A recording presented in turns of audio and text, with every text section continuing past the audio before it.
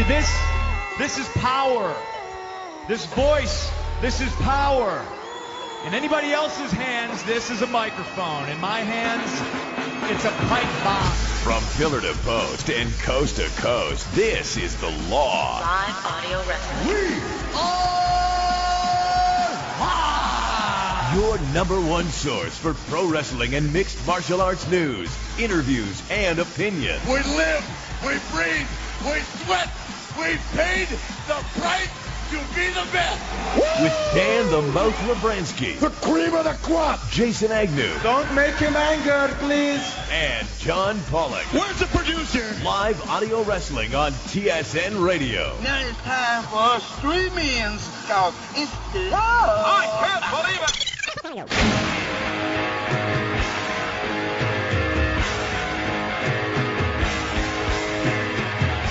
It was the best of times, but tonight, this is the worst of times. That's right, friends.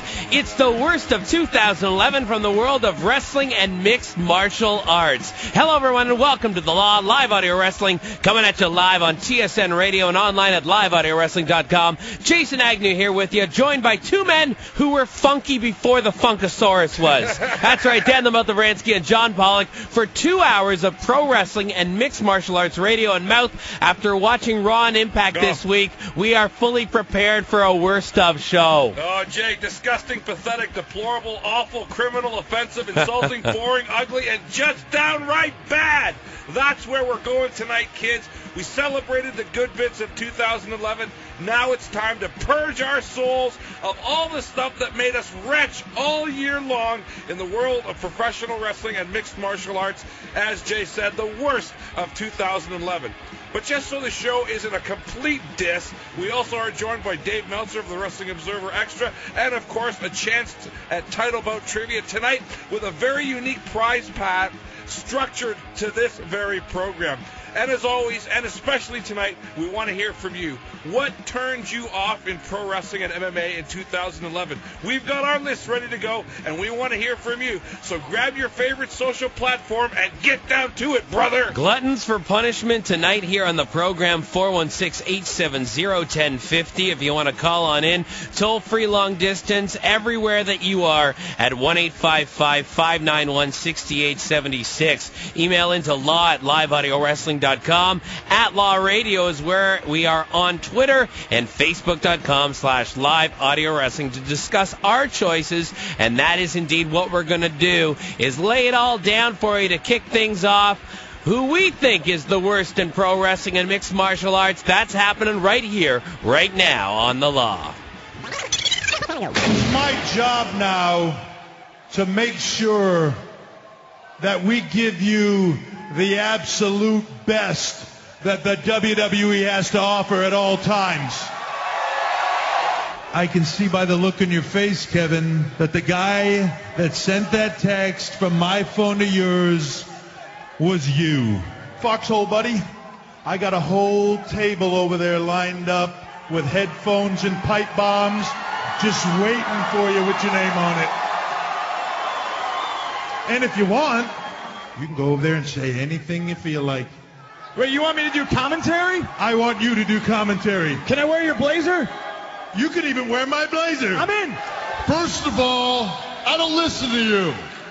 I do what I want, whenever I want. I fight who I want, whatever I want. I pretty much do whatever I want.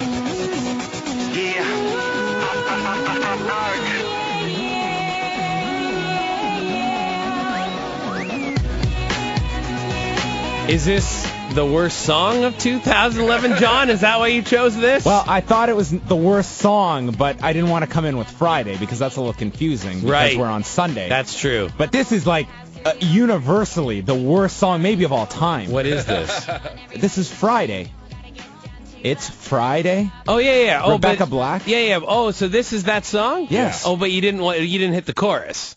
Yeah, because then Gotcha, I would say 'cause it's then it'd be Friday. confusing. You'd Gotcha. be more confused Okay. than my It's decision to worked go on with you. that. You confused him. You obviously. confused me, Yeah. and Worked we on him. will my talk goal. about confusing things here on the Oh, program boy. tonight. This is the Law of Live Audio Wrestling coming at you on TSN Radio. It's my favorite show of the year, gentlemen. Yours as well, I hope. Well, it's good because we do have to put up with a lot every year, and it is nice at the end of the year to kind of get rid of it all in one big purge. So it's I find it actually Because we normally hold back on this show. Well, that's true. We don't really, but I just find it's a good way to put the year to bed, I guess, and get the bad crap. And like you said, we've already started compiling for next year after what we saw on TV this week. Yeah, we have indeed. Now, we couldn't do the show won't get last into week simply because it was there was a TNA pay-per-view. So, again, we were compiling for next year. They ruin everything. They really do. So we are talking about the worst of 2011. So let's kick things off, guys. I have the worst of 2010 list in front of me as well. Ooh. We're going to review a little bit and then proceed forward. So we have the worst wrestler category to kick things off tonight. Last year, Mouth and John, you guys were both agreeable that David Otunga was the worst wrestler of 2010. I picked Rhino. This year, Mouth. Well, in the first of many of my tributes to TNA tonight, I picked Crimson. The main reason is the guy got a mega push. Yep. There's nothing there. No one was attracted to this guy. No one got any emotional involvement with him. And they tried to do what almost most of the time, if done right, works good. The winning streak didn't work with Crimson. I see nothing in him. I see no potential. Worst one for me. John Pollock. Much like 2010, I will be echoing Mouth for Worst Wrestler of the Year with Crimson. Atrocious matches with Abyss, Samoa Joe, and Matt Morgan on pay-per-view this year. And as Mouth said, a gimmick that is almost a surefire way to get a guy over. They somehow were able to not do that. And I would be curious how many people watching Impact every week are even aware that this guy is undefeated. Yeah, he still is, isn't he? Yep. Yes. Yep. Wow. Yep. Yeah, that's new to me. I completely forgot about that. Yep. I stayed with TNA, guys, as a lot of the list tonight will probably stay there. But I selected a man who's just fallen from what he used to be, and it's due to his style that he's just such a poor wrestler and a character that doesn't care anymore, and that's Rob Van Dam. Rob Van Dam is just showing his age this year. He looks like he performs in slow motion. I have zero interest in anything that he does, so I would say 2012, I look forward to him being back in the WWE. Next up, we have the worst female wrestler of the year. Last year, Mouth, you picked Kelly Kelly. Awesome. I haven't read the last year's list yet, so I'm doing these cold. I picked Alicia Fox.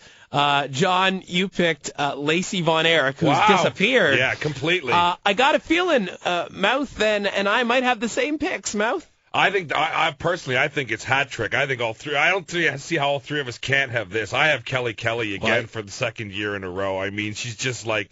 She's the worst. Again, it's the same thing with Crimson. It's someone that's getting the push, and they just don't deserve the push. And I'll use my same excuse I always use. She can't even run the ropes. Yeah. It's just terrible. It's funny, though. I've noticed the last couple of weeks she's kind of disappeared. Have you noticed that? Like, she hasn't really been... She's definitely been phased out of the title picture. Yeah, so I don't know. She wins 2 years in a row for me. Now, Mouth, as well with me, Alicia Fox wins 2 years in a row. I picked her. You know, she kicked Beth Phoenix in the face this year. Yes, yes. And Beth tweeted that photo out, so I didn't realize that. But I have picked a repeat winner in the women's division. Now, John, you can't pick Lacey Von Erich because she hasn't been around. So your choice has to change. What is it? I am going with Kelly Kelly. She was terrible this year in the ring, and to me, I actually thought she was better than she was in 2010. But the fact is, anytime this woman comes in contact with these ropes, I am divested from any match she is in. It is no longer I'm watching a match. It's I am watching a woman try and simply get through the next 3 minutes of her life with some degree of believability, and there's none for this woman. So I'm very happy that she's being focused on less, and once again, I'm going with Mouth in his decision. All right, from there we move over to the worst tag team, which this is a division that is almost non-existent. There's lots of choices for this. Well, for worst tag team, I suppose there are, because so many people have been paired. In 2010, Dan, you and I agreed in the fact that Eric Young and Orlando Jordan together made the worst tag team. Awful. John, you, however, selected Gunner and Murphy. Yes. Where's Murphy? Remember, he lost a match on Impact, and he was fired legit on television. How about that? Yeah. All right, Mouth. So this year, what is your worst tag team of 2011? Well, we've already heard from the one guy. I went with Matt Morgan and Crimson. I just don't. I just think it. Month. That was enough. Exactly. The angle that put them together was absolutely ridiculous. Yeah. After they'd been feuding with each other, and Sting just comes along and goes, "Oh, I think you guys should be a tag team." It's like, okay, and that was ridiculous. And just Matt Morgan. It's two guys that I think have been gotten the benefit of getting pushed and stuff, but the audience never gets behind them. They never seem to connect. The two guys have terrible matches together, and yeah, that's it. Terrible. The car insurance. Crimson. Yeah. Oh, my God. That's the other thing, too, exactly, which could easily That can't count as part of your criteria, I though. know. That's because that's for next year. I know, exactly. The worst gimmick has already been picked, I think, for next year. Car insurance. That was really bad. Ridiculous this week. Yeah. Okay, John, your worst tag team of 2011. I want to give an honorable mention to Triple H and CM Punk because I thought that was so counterproductive to their business at the time. But I chose Mexican America. These two are terrible together. I think that Hernandez is one of the most reckless performers in TNA. He almost murdered Doug Williams on television this year, and it's not the first time this guy's just been reckless with people that are smaller than him. Anarchia has done nothing for me, and to me, this is just a broke man's LAX. Mm-hmm. I selected tag team champions this year, which was David Otunga and Michael McGillicuddy, who could have very well had the tag team championship the longest time of this year. I don't know that stat for sure, but they had it for a while and proved that no one cares about this belt. And these two are just thrown together, and wow, they're terrible. I mean, at least Otunga now's got this lawyer thing going for him, and McGillicuddy's just disappeared. Yeah. But they were just completely and utterly awful. From the worst tag team, we move to the worst mic worker. And by the way, you're listening to The Lots, live audio wrestling, hanging out here on TSN Radio, running down our worst of picks for the year 2011 for mixed martial arts and professional wrestling. So worst mic worker, worst guy, when he grabs the mic, you cringe. Mouth, last year, you chose Kane. I chose Rhino because I just dislike him as a human being. And I'm kidding, just as a character. And Pollock, you chose Dixie Carter. Oh, yeah. Last year. So this year, Mouth, what are you saying? I went with the Pope this year. Really? I just... Wow. Just exactly what you just said 2 minutes ago. The minute he opens his mouth, I cringe. And that's totally what happens with the Pope. Plus, I don't like all the whole angle with Devon and the kids. I hated it. And all those weird promos he did with the Samoa Joe stuff, and you couldn't understand what he was going on about. I don't know, man. As soon as Pope starts talking, I start flicking. You know, it's funny because I've picked another performer that's also... the deal with Pope is he's actually a very talented performer on the mic, but it's the way that he's being utilized that is so poor, and the fact that he has no direction in regards to what he's doing that makes him so annoying and terrible. And one of my guys falls into that exact same category as well. But, John, you're up first here. Easy. Mr. Anderson. That's who I was talking about, actually. Is the same thing, an incredibly talented person on the microphone, actually, who was well known for that, but it's just become so bad and annoying. Yeah. Well, you know what? I figured out, though, the problem with Mr. Anderson, because a couple of months ago I was about to interview him, and he called me, and we had an interview, and he told me that he wants to see wrestling evolve, and he says he's a real big fan of Family Guy. He thinks he can incorporate Family Guy into his character.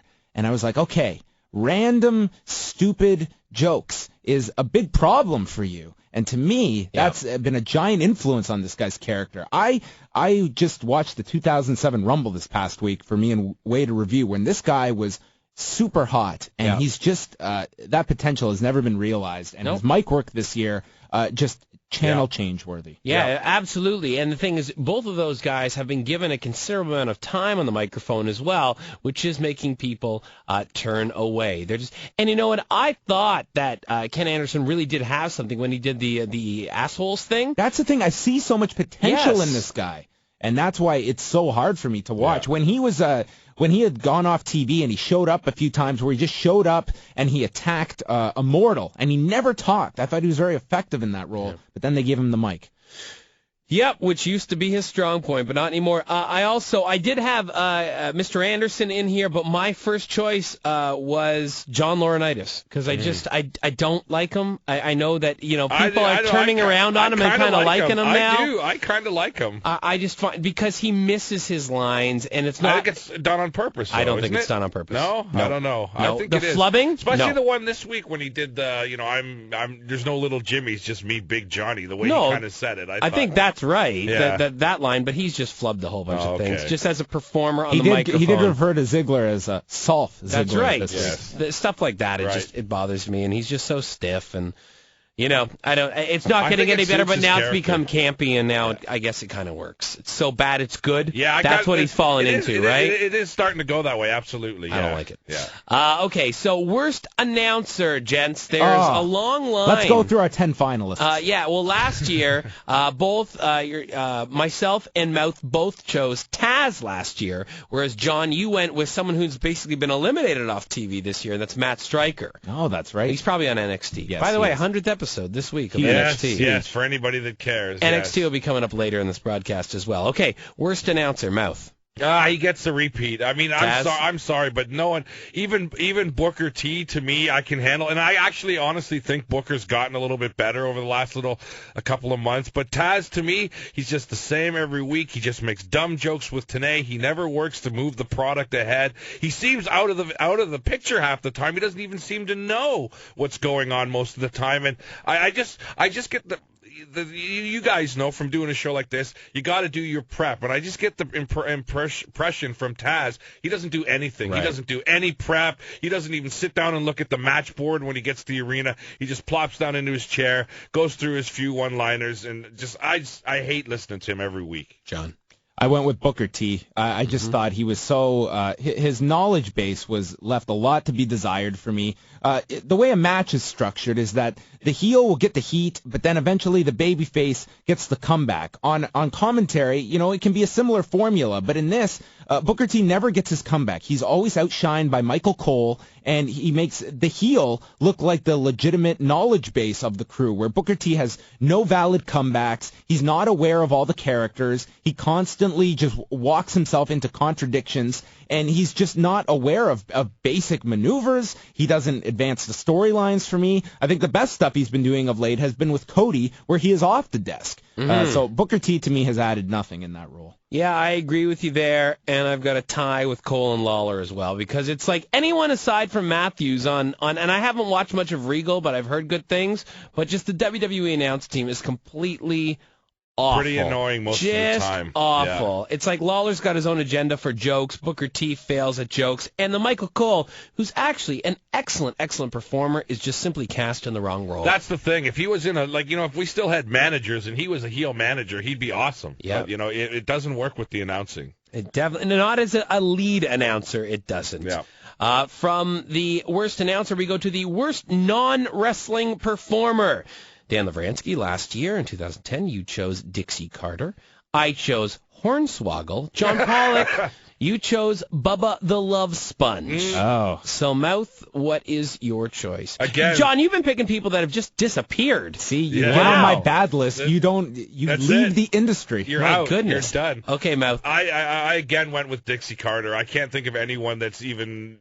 she hasn't been around very much. Well, even that just shows you. Even just seeing her in the crowd in Impact this week was enough for even me. Bjorn Rebney looks more excited by the product than her. Exactly. That I just don't buy her in the role, and plus, it's her legit role too. That's the thing. Exactly. I don't buy her in the role, and it's her actual role. Well, I don't buy her as in the role of running a wrestling company either. So there you go. I just think she doesn't work, and that's it. Having said that, she did have one of the, I believe it was this year, she had one of the best moments this year when they cut to her in the crowd and someone hit her in the face with something and you saw her yelling at the fan. I forget. Do you guys remember that? I don't remember what pay-per-view it was, but it was her return. Yeah. It was her return, and they cut to her in the crowd, and it was right. a fan that hit her in the face with a boa. And she was like, "Oh, come on!" And she started yelling at them, and it was just great because it was perfect timed on her close-up. All right, worst non-wrestling performer, John. This was one where I think the guy as an individual performer is actually very good, but he's just hurt business so much that I named Michael Cole as my worst non-wrestling performer. I think he's great as a heel, but in the role he is right now, he has added nothing to business, whether it be why pay-per-views are down right now, the never-ending feud with Jim Ross that led to nothing for the company. I just think Michael Cole, there was nothing to benefit outside of guys in the back being entertained by this person for their own personal interest. It's very funny because we're all going to name Michael Cole for the same reason, but in separate categories, because I have him coming up as well. Oh, yeah, he makes appearances. Yeah. Worst non-wrestling performer for me was Oksana this year, because I'm just completely bored by those stupid segments on SmackDown. It's funny because it's one of those ones, I know we always crab that things don't have enough time to build, but come on already. The Oksana thing. This has been 6 months or so. Exactly. It's been going on for months, and they still haven't pulled the trigger on what, well, I guess because they don't know what they're going to do. But obviously, that's a good choice because it's the same thing every week and it goes nowhere. Absolutely nowhere. From there, we go to most underutilized performer is our next category. We have Mouth. Last year, you chose MVP. I chose Jay Lethal. And John, you chose Daniel Bryan. I don't think any of those will be repeats this year. So most underutilized performer, Mouth. Most underutilized? You know what? I seem to have missed this on my list. Oh, wait a minute. Here. That's not on this. I was going off last year's list. I don't see that on my list for this year. Did you put that on the list? Oh, John, you didn't put that on the list. Yeah, I don't have a pick either. All right. Well, I was reading off last year's list. Okay. So, worst gimmick. Sorry, that was in our 2010 category. Worst gimmick is what we're looking at here. That's what I have next. Yes. Worst gimmick. Okay, I mentioned, and I don't even know. Okay, worst gimmick is scroll down. Here we go. Okay. Worst gimmick, last year at Mouth, you had Orlando Jordan as the bisexual character. Right. I had that same guess, or same pick. And John, you had the anonymous general manager. Oh, yes. So what do you got this year, Mouth? Well, this year I'm going with Eric Young as the TV champion that fights old TV stars. I just thought it was a ridiculously stupid angle. It didn't really lead to anything, as most stuff with Eric Young does. Scott Baio. And that was the other thing. I do not want to see Scott Baio on my television when I'm watching professional wrestling. I have to say I kind of enjoyed that until the finish. Hated it. Well, that was the other thing, a really stupid finish. Too. Yeah, I didn't like the golf course. Crossbody off a tree. Yeah, it was ridiculous. I don't know. I guess it's partially because in salute to that Eric Young, the way they just constantly put him in these dumb gimmicks, and he's a talented guy, and he seems to have fun in each of these roles, but they're just so ridiculous, and it's such a waste of the guy's talent. There's someone that I would pick for underutilized, Eric Young. Yeah. Worst gimmick, John.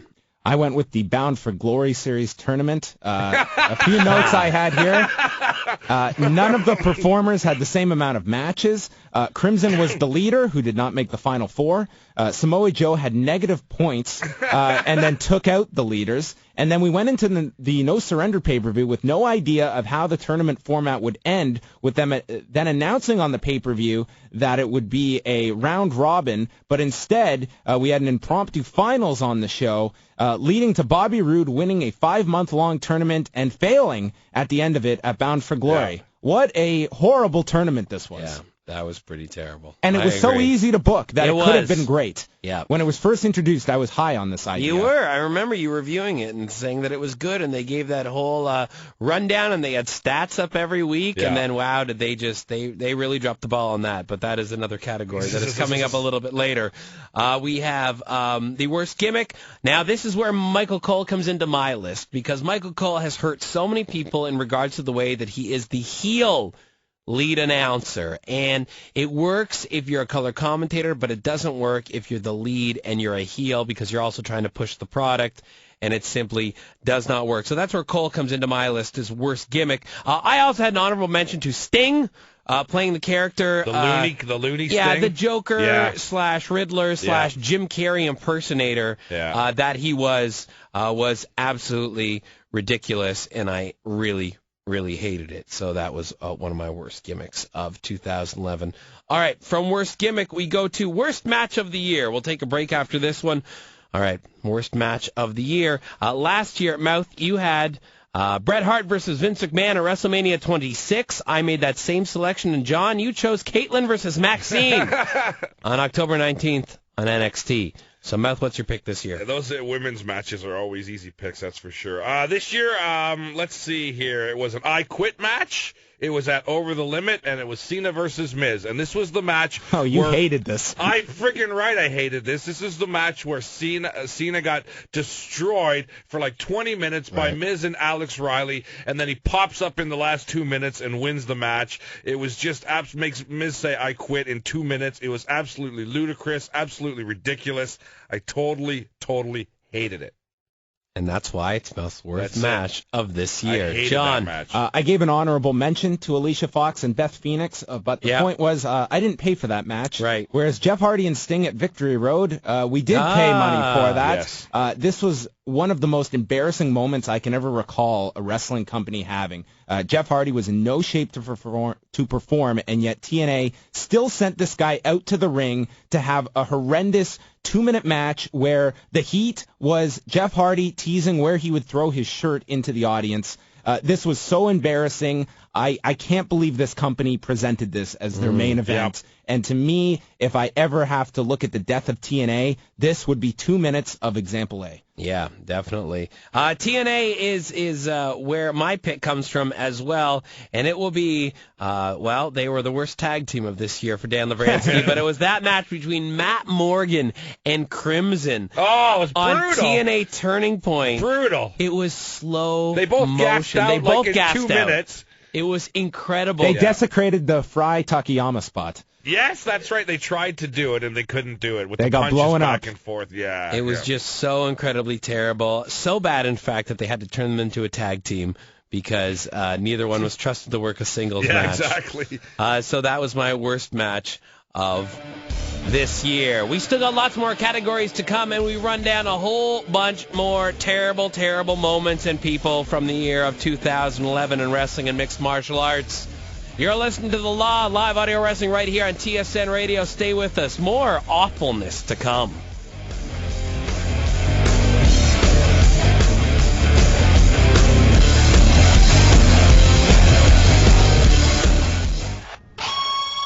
You're listening to The Law. The best there is, the best there was, and the best there ever will be. On TSN Radio.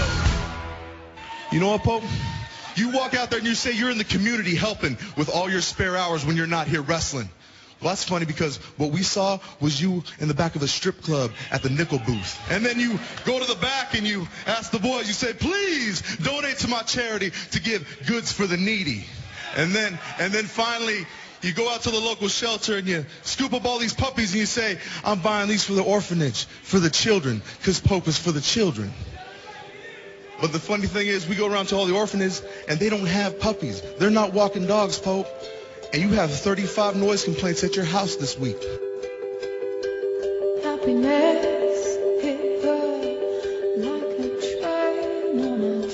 Welcome back to The Law. It's live audio wrestling, and that's just one of the many fabulous angles that we sat through this year. That was all the way back in January. I had to dig for that. Wow. Yeah. You can't forget the ones in the early part of the year. No, you can't. That was a gem. That was Samoa Joe and the Pope. The Pope, of course, being Mouth's choice for Worst on the Mic 2011. And you want to pick someone else who was underutilized, you could Joe. certainly go with Joe. I mean, that's an obvious pick for the last, 2 years. I think Joe swept last year. He probably did. The year before as well. It's just crazy the way that guy, so talented, has been wasted over the past couple of years by TNA. Unbelievable. He's got to get out of there. Yeah. All right. The worst. Did we do worst match yet? Yeah. Yes, We did. Sorry, we did. Worst feud is where we are right now. Worst feud last year. All three of us. A clean sweep. Edge versus Kane. Yes, that is what it was. I totally remember. Edge versus Kane. I totally remember because I'm having flashbacks right now, watching it again with John Cena. It's funny, I'm having a flash forward to next year where we say Cena and Kane. Yeah, exactly. Yeah. Oh, Cena and Kane will be right up there.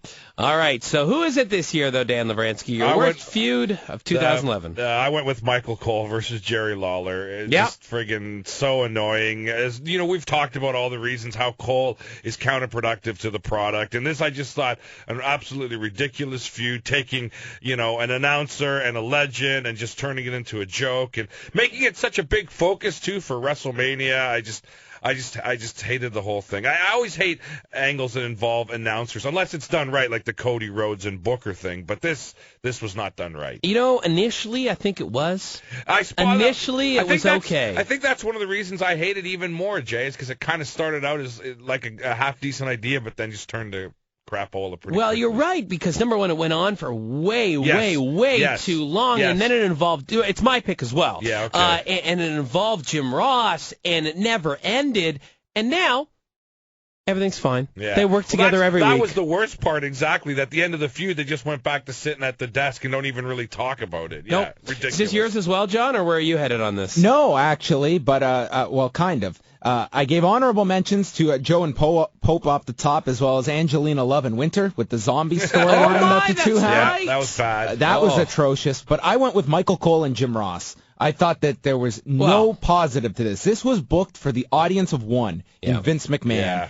And I thought you just totally desecrated a guy in Jim Ross as just this comedy figure to a new generation of fans. And I hated it. I didn't see what we got out of this other than simply amusing Vince McMahon in the back. Cole and Lawler, I thought it went on too long, but I enjoyed parts of it, and I thought that was one of the more intriguing programs going into WrestleMania. So I went with Cole and Ross because it was just a waste of my time on too many segments. I think they're all attached. I have it's almost on mine. Put Michael Cole versus anybody, really. Well, no, not necessarily. It's just Cole, Lawler, Ross, and the never-ending feud is my pick as well. So I really think that that's basically another clean sweep this year that we've delivered with those three, and it just never ending.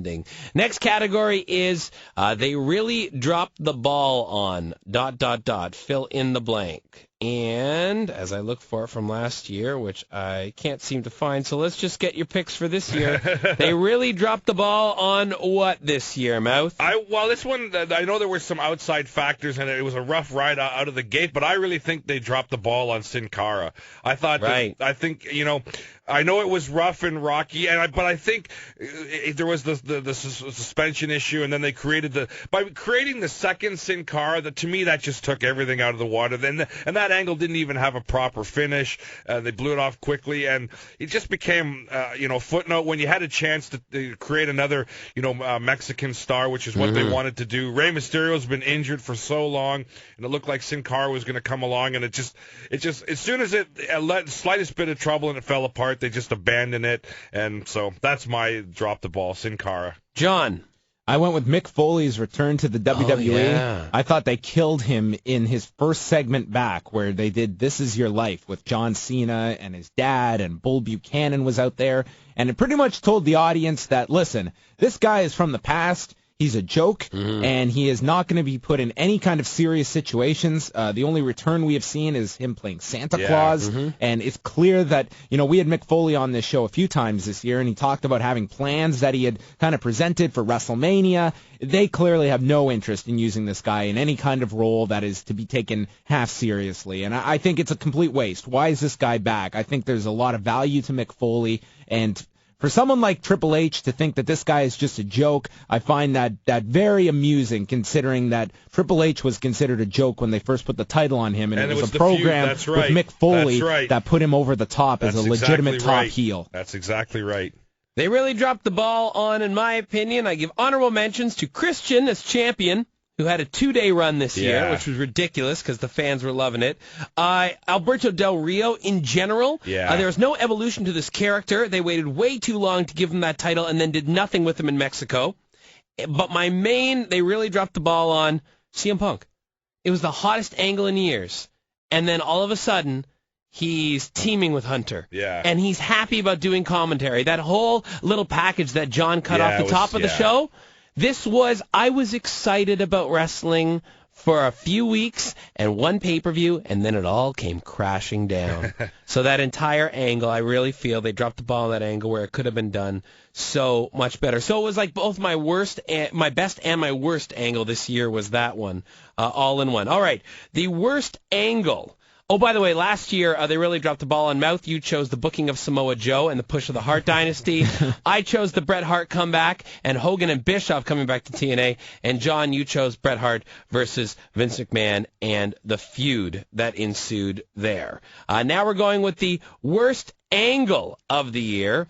Last year, Mouth, you chose, both of us chose the EV 2.0 revival that happened in TNA, so the ECW brutal, thing. Yeah, brutal. John, you chose the formation of Immortal as the worst angle of the year. So what's your worst angle this year, Mouth? Well, I know John's a fan of this show, but it brought absolutely no value, and it just goes to show you that no matter what TNA takes, even if it's a top-rated program and tries to integrate it, they can't get anything to work. All the Jersey Shore crap, right. Whether it was a Jersey Shore, people showing up on the show, or mimicking Jersey Shore guys like Robbie E. I just hated it. I thought it was stupid. And the fact that they can take a show that's so huge, everybody's watching this friggin' show, and they still can't get no attention out of it. Well, that's because TNA put it head-to-head with Jersey Shore. Well, yeah. I don't know. I hated it.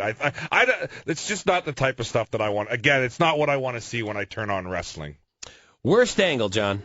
I went with Triple H as the COO for that brief time period. I don't know what the point this was. By the end of it, what did we get out of this? Nothing. We had the segment where he took power from Vince McMahon. Then it was established that Triple H, after he did the walkout, he was replaced by Laurinaitis, but still was the COO, and I thought this led to so much television time being taken up where Triple H was integrated into all these programs. He cut the balls off of CM Punk's angle at the time, where they teamed up together. I hated that segment where CM Punk wore his jacket. That to me was just the antithesis of that character and what people latched onto. Just a horrible 2 months, and you throw in Kevin Nash into that whole thing. Horrible, horrible, horrible. I didn't like it. No, I can tell. There's a little bit of a passion there. My worst angle of the year, it's already been mentioned, Sin Cara versus Sin Cara. Yeah, terrible. Just absolutely terrible. So much bad stuff. We didn't know who was who or what was going on or if one of them was coming back and who this other guy was. They were the same color for a while. Yeah, there was no sense to it. There was no reason for it. No. There was no storyline. They didn't give us nothing. They tried to say, that the one guy that Sin Cara ripped his gimmick off in Mexico or something. And who's going to know that? Yeah, exactly. Ridiculous. Absolutely ridiculous. My goodness. Yeah. Okay, so the worst pay-per-view of the year is our next category. Last year we had a clean sweep for TNA Hardcore Justice. Which was the ECW just terrible pay-per-view that they tried to do. Yeah. Boo. Oh, it's bad. Mouth, what is it for you this year? My wrestling pick is, again, with TNA, Victory Road, of course, with the Jeff Hardy Sting terrible match where John already talked about he picked it for his worst match. So that one. And plus, that also featured a number one contenders match where at the end we did not know who the number one contender was Mr. Anderson and RVD. Gotcha. And double count out. Yeah, we still didn't know at the end, so... That was mine, just because for a lot of the reasons that John said too, just the fact that TNA would send Jeff Hardy out in that state for the main event, especially after you just did the semi-main event and didn't give any conclusion. But as we found out, that's how TNA works now. You don't buy the pay-per-views for any resolution, final or not. I chose that exact same thing, TNA Victory Road. John, is it a sweep? Yes, and what's even greater about this choice is the fact that I can state why I picked this and not even trip over Mouth's points here, because we also had in the opening match a Falls Count Anywhere match that ended in the ring with 4 baby faces beating the heel Bully Ray. We had a first blood match between Hernandez and Matt Morgan, where Hernandez was bleeding and then squirted a bottle of red residue into Matt Morgan's face. And to boot, we had a horrible women's match with Sarita and Rosita against Winter and Angelina the Zombies. Yeah, it was bad. It was a bad show. The best part of this was the recap you guys did that night of this paper. Yeah.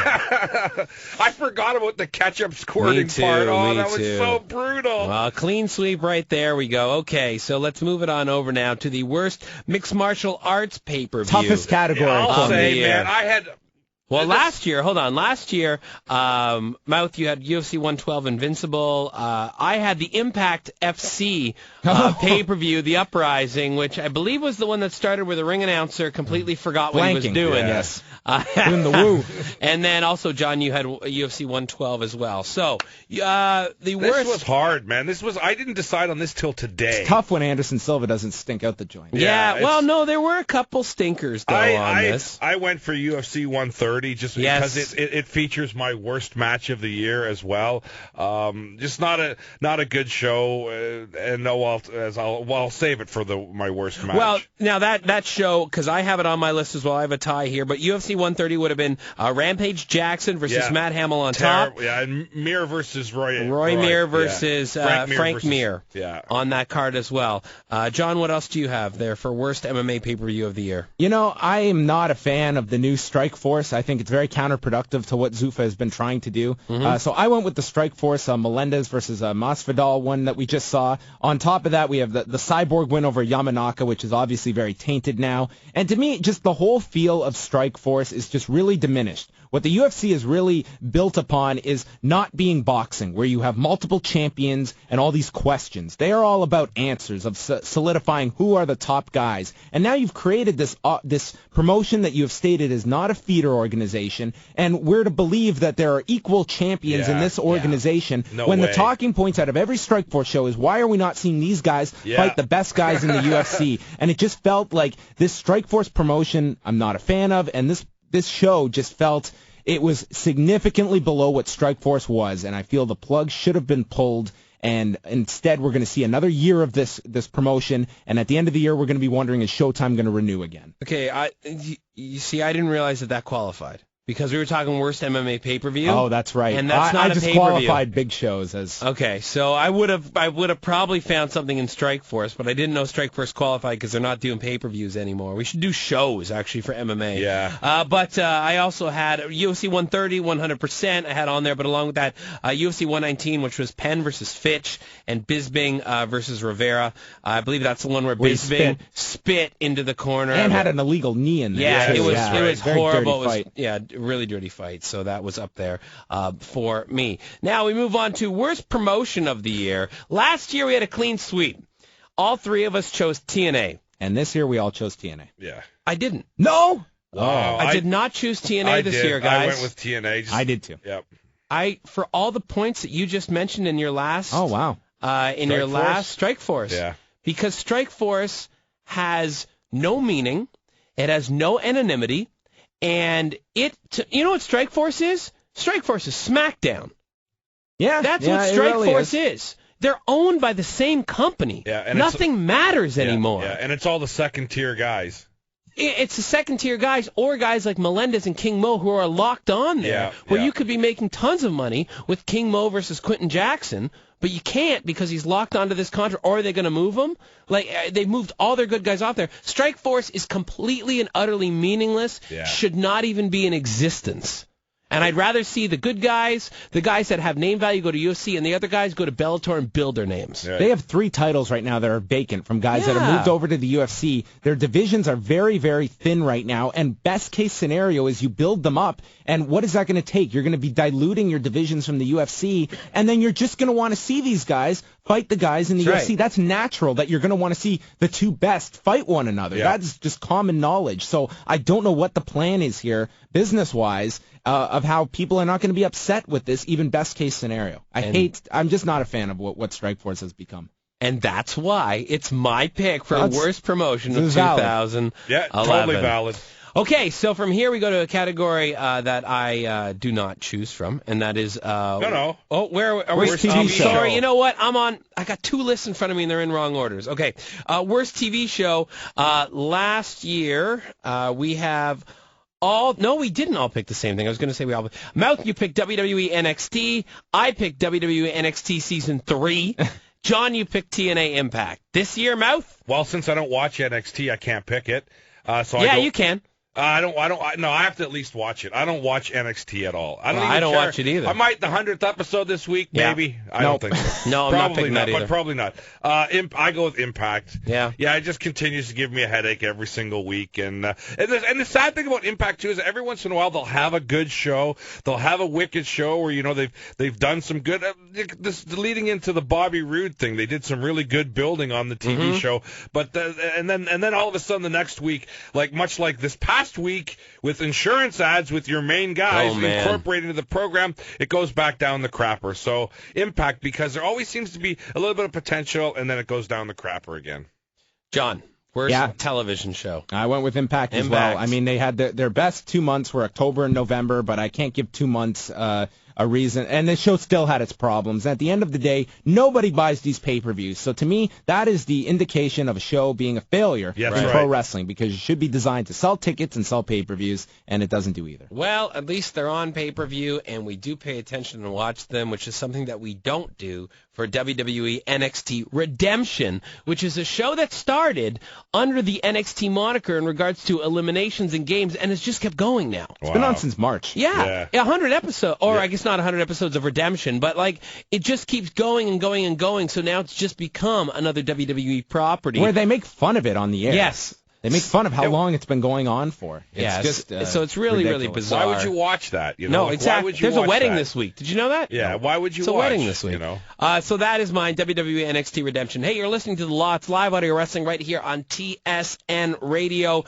This is our show of the worst of 2011 in regards to the worlds of mixed martial arts and professional wrestling. And now we move on to that category that I don't choose from, because simply I do not read a whole lot. I read The Observer sometimes. So that's about it.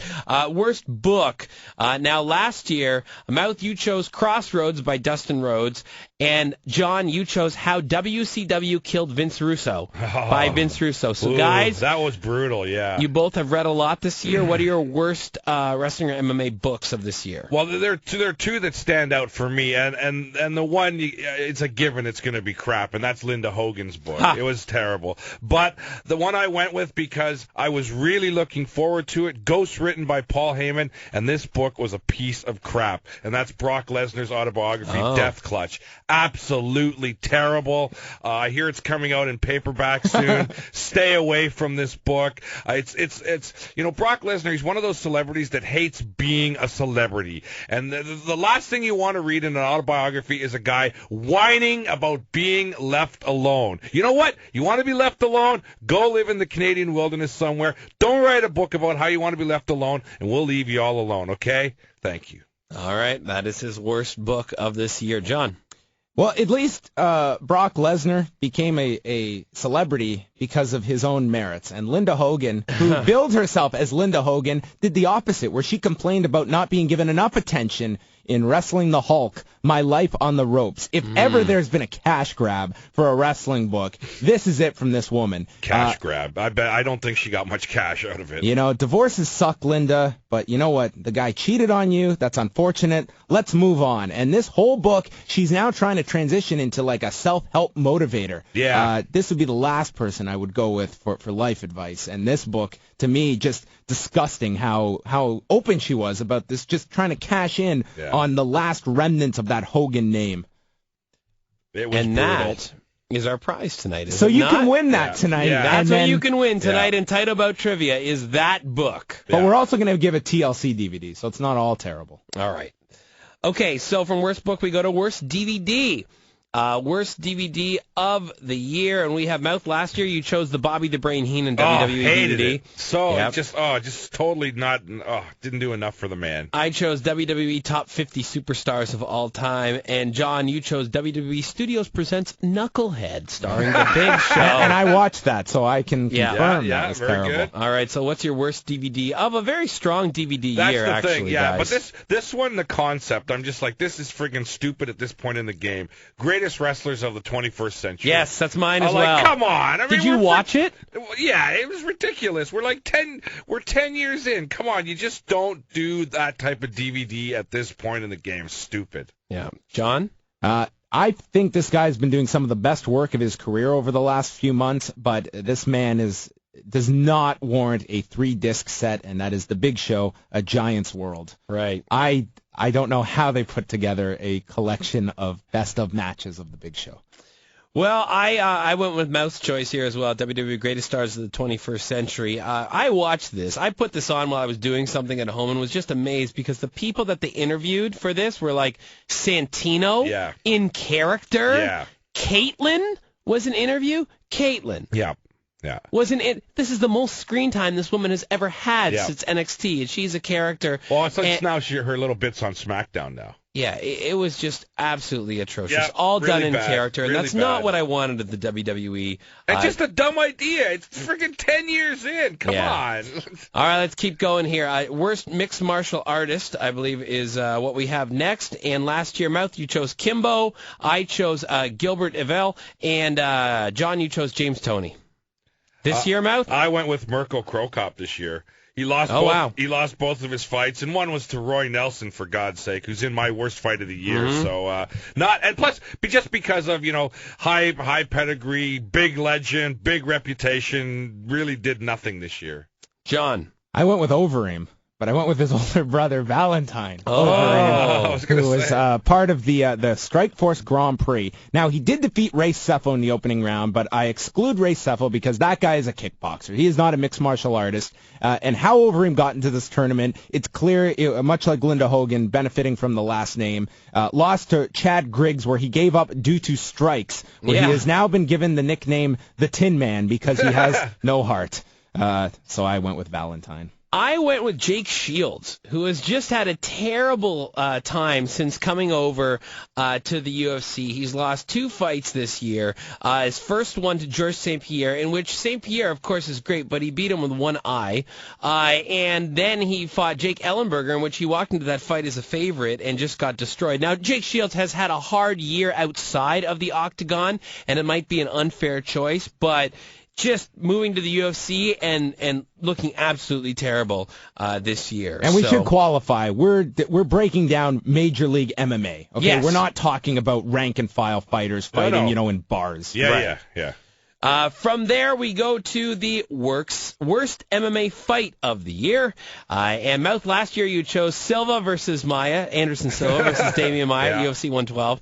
I chose Frankie Mir versus Mirko Krokop at UFC 119. And John, you chose your theme, Randy Couture versus James Toney at UFC 118. So what are the selections this year, gents? Mine, it's Frank Mir and Roy Nelson from UFC 130. I watched the fight again. It's awful. A couple of weeks ago. A lot of hugging on the ground. Both guys gassed out. A terrible performance by Frank Mir. Just utterly terrible. And just not a fight you want to show to someone where, hey, you should get into watching MMA. You would not show them this fight, that's for sure. John?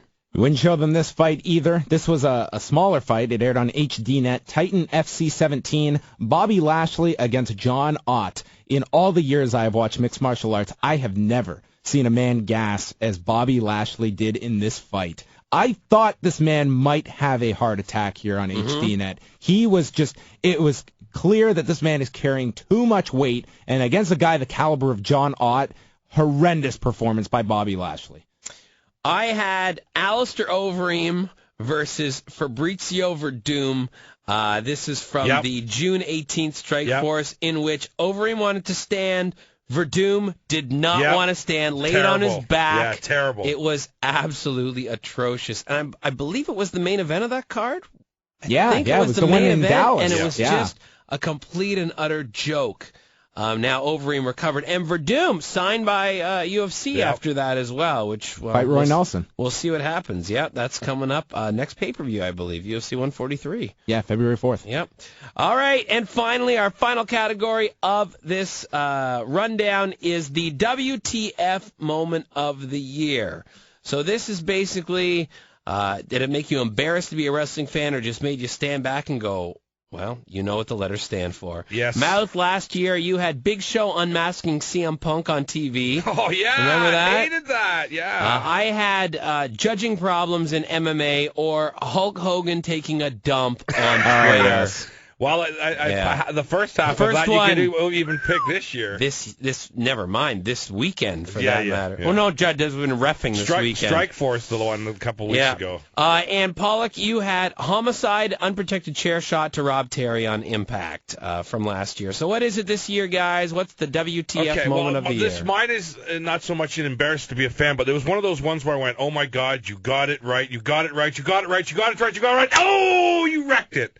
Bobby Roode's spilled up before that big pay-per-view. They built him up so good. They built him up strong. I thought, wow, they're going to let him win. They're going to put the title. And then Hulk Hogan does an interview and says, no, he's not the guy. So what do? They have this great, huge, awesome build-up, and then they don't pull the trigger at the pay-per-view. And then they do it on the TV afterwards where it means nothing, but we've learned that's the TNA policy. I just hated it. It's the one time that TNA got something right. I thought, this is great. You're building this guy up. He's worthy to be in the position. The fans are getting behind it, and they didn't pull the trigger, and it was because of Hogan and his stupid ideas. So that's my pick. John?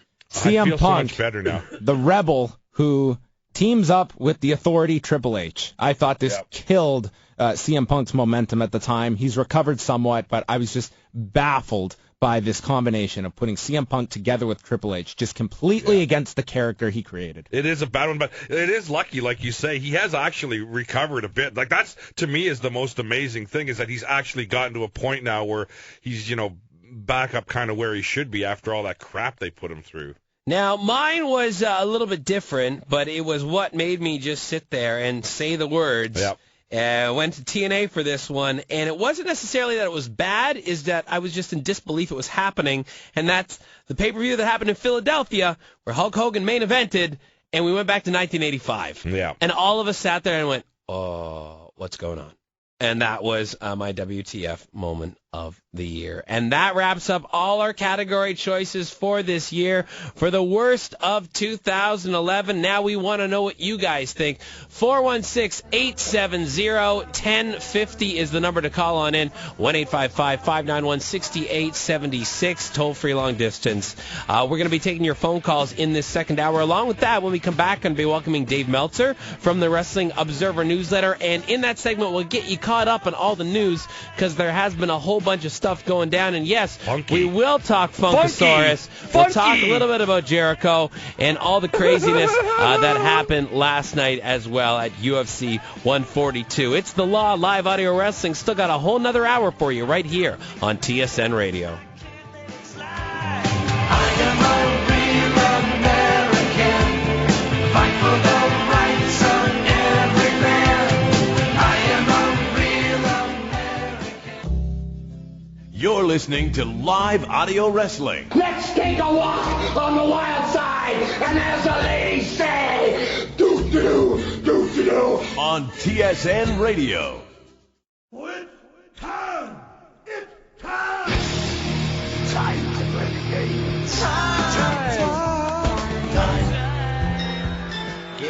It's time for the Wrestling Observer Extra. Wrestling Observer Extra. With Dave Meltzer. Back by popular demand. Right here on The Law, live audio wrestling. That is indeed the name of the program. We're back at another hour here with The Law, live audio wrestling. We just ran down our worst of 2011, and we will be taking your phone calls coming up. And along with that, title about trivia still to come for your chance to win the Linda Hogan book, friends. Worst book of the year, ladies That's and right. gentlemen. We just don't want it, really. So it's going to Goodwill or it's going to you. That's the thing. John read it. I read it. I did That's not. it. Out the door. Yeah, goodbye. Well, it's a good you passed on. It's good I passed on that one? All right. But right now we are, of course, joined by... Oh, we are not joined by Dave Meltzer. All right. We're getting him, and John Pollock is trying to get Dave Meltzer on the line, but let's just go to the phones. John. We'll go to Rob in New Jersey on line 1. Hey there, Rob. Hey, guys. What's up? We're talking worst of 2011. Really? So what are you saying for some of your worst of picks? Oh, my God, man. Well, first of all, before I answer that, I just want to wish you guys good luck on the Wrestling Radio Awards that's coming up in a couple weeks. But, yeah, my worst of 2011, my God. Where would I start? Well, obviously, the first thing I remember about 2011 was the first matchup of the year, which was WWE's Monday Night Raw. I think it was Morrison versus Miz in a Falls Count Anywhere. And all of a sudden, we end on a poor note in December of 11 when I think it was the main event of SmackDown. I think it was either Big Show or Mark Henry with Daniel Bryan at ringside, wherever the heck it was. I don't know.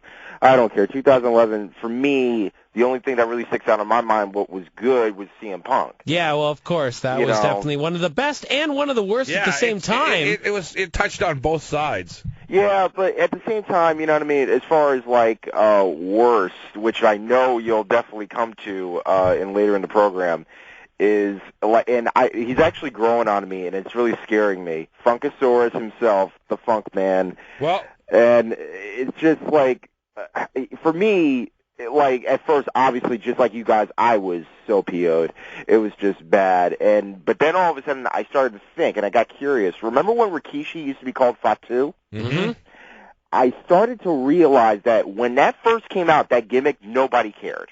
No one cared. Not even when Too Cool at the time, who were just like, just put together and just like, do something stupid. Nobody really thought it was going to last about maybe a good year and a half. Yeah, he would come out and dance with them. Yeah, so Funkasaurus, though we haven't talked about it yet. We're going to speak to Dave about it, but Mouth, you have some thoughts on this because you're not totally hating it. We should talk about it, absolutely. I mean, I figured people would want to talk about it. Yeah, the thing that I like, I like it because it's it's different from the way a lot of the guys look, but to me, it's not working the way it is, although I did like it better on SmackDown than it did on Raw, because to me, I think it can work, because I see him, I think they should be using him as kind of a monster heel, but I don't mind him doing the character, but then as soon as he gets in the ring, you got to drop the character. None of the Dusty Rhodes and the pink, the yellow polka dots, doing none of that shucking and jiving stuff, none of that, and no calling out names or moves or whatever. Just go in the ring, destroy the guy like they did on SmackDown. He went out there, beat Tyson Kidd in like a minute, and then you can go back to your dancing and stuff. And I kind of like he's like this kind of seems like a fun, goofy character, but once he gets in the ring, man, all bets are off and he'll beat the crap out of you. That if it was like that, I think it would work. The way it was on Raw, I don't know. I was obviously surprised about this. I was in Montreal on Monday night. Yeah. I was getting notes, like Facebook notes and like messages, and I was like, what is going on here? Like I got to check this out and see what's happening here, because I had no idea. So I found it and watched it. And I don't really get it, because in my opinion, Brodus Clay is so different than the other body structures that are out there, and he's such a large man that he could be utilized as a monster, and I don't see them doing that with this category. And to me, it's just another ultimately going to be a comedic character. That's the way they're scripting him. Comedy's not going to draw money, and this company needs to draw money. I agree with you on all those points for sure. If he remains a comedy character, absolutely, this is not going to work at all, and it's going to taint him forever. Don't say forever, because we have the Mark Henry example to go from now. Oh, great. So it takes 15 years. Wonderful. It's not forever. I suppose it's not. It's not. Don't say forever. In wrestling, refer to it as 15 years. In wrestling, 15 years almost is forever. It can be. My 1 year is like forever sometimes. Yes. But I agree with you, though. I agree. It's not going to draw if they keep it as comedy, but I think he could still do it, but he's got to be dead serious in the ring, man, and I don't know if that's going to happen. We will we'll definitely see now. Another thing that happened this week is Chris Jericho showed up again. This was a big discussion on our show last week. And Jericho came out, did not talk. Now, I was someone who really liked what Jericho did the first week out, thought it was very different, and didn't think he should talk the next week out. However, I didn't like Monday at all. Right. I hated the fake crying bit. Uh-huh. What did you think? Well, now hated it in terms of you just hated it so you don't think it moves the character ahead? Or I thought he should have come out and showboated. I think the crying aspect didn't turn the fans like they were supposed to be turned on him. They were still cheering him. Yeah, These Texans didn't get it. This is the hardest part about this whole approach, is that Jericho is such a performer that it's very, very hard, especially when he's been away for a while, to get people to boo him. Right? I didn't mind it myself, because I agree that I didn't think he should be doing any talking this week. Tomorrow, I think, is when he's going to talk? I think he needs to tomorrow. I don't think he's talking tomorrow. Really? You think they're going to go on? So. How long are you? I don't think last week was successful in regards to what they were doing, so I don't see him talking tomorrow. Though? But by that same token, that I think he will talk because it wasn't successful, and I think you can only go so long. And like I said, it's really hard to turn someone like Jericho when he's coming back fresh. People naturally want to cheer him, even with the crying thing. Although the people seem to pick up on a little bit on the crying thing at the end, but. I think he definitely needs to cut the promo. Dave Meltzer, should Chris Jericho talk tomorrow, or should he stay silent once again? I don't think he should talk until the Royal Rumble. Really? At the Royal Rumble or I think at the Royal Rumble, I think that's just the things that like they somehow or other like let you know that his first interview is going to be at the Royal Rumble. So that way, yeah. But I don't know. There's a lot of weeks to that, so I don't know if they can. I think they can not have him talk this week. Just maybe have somebody interrupt him, but even that makes him a babyface though. So the thing is with last week's show, I think that like what was weird is that the crying deal was so obviously worked. And people like saw it as like a Hogan thing, and the Hogan thing is also worked. Yeah. But the Hogan thing isn't meant to be worked. It's meant to be, the sincere crying.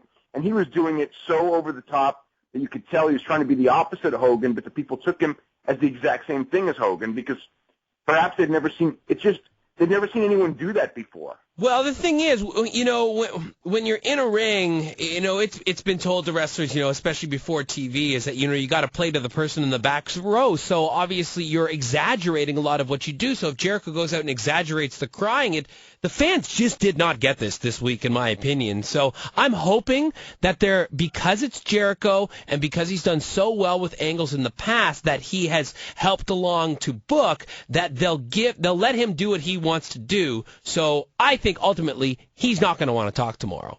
And I'm hoping that they let them do that. I like the plan for the Rumble Mouth, and we talked about that last week on this show. Yeah, no, absolutely. I think it would be an interesting way to go. I'm just wondering if in this day and age, A, whether the company can wait that long, and B, whether the fans are going to actually want to wait that long. Because, again, the same thing, it's really hard to get him over as a heel when people naturally want to cheer him, and he's really said nothing to change that. So, I mean, people, I think, are going to cheer more than jeer until he says something.